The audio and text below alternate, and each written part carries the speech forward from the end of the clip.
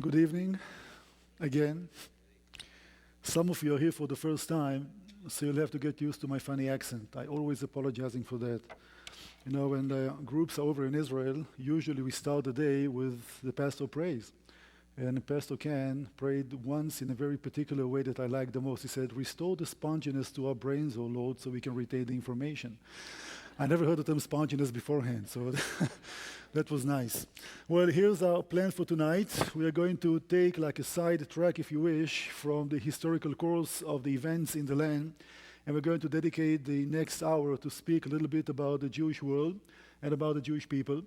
And of course, you do understand that quite a big part of what you read in the scriptures, Old Testament obviously, but New Testament as well, is dealing with the Jewish way of life.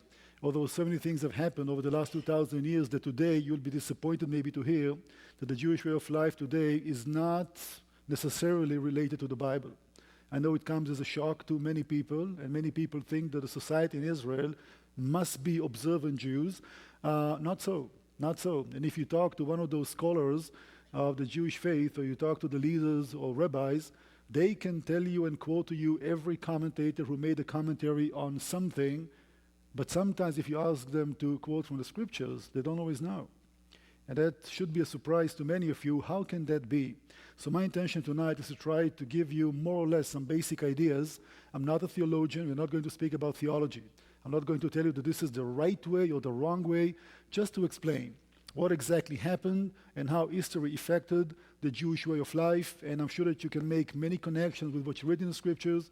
And then, of course, we'll speak about maybe the most important struggle that we have today in the Jewish faith is how the world Jewry is accepting the state of Israel. Let me give you a clue. Many Jews around the world do not see the state of Israel as the fulfillment of biblical prophecy. Sounds quite shocking, right? Well, you'll get the understanding, I do hope, within an hour or so. So today it's a little bit of a sidetrack, but tomorrow we are going to zoom in and speak about Jerusalem. That's the topic for tomorrow. And I'll try to do the impossible to cover 3,000 years in the city's history. That's what we do. In 10 minutes, we cover 1,000 years.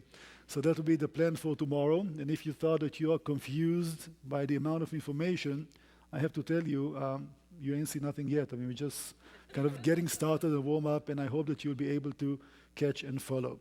As always, the information will be on the screens, and I'm going to use my arm signaling the friends over there who would like to have the next slide, etc. That's usually how it works. Let us begin. Here is the topic for today. Not only the Jewish world, but also the Jewish people.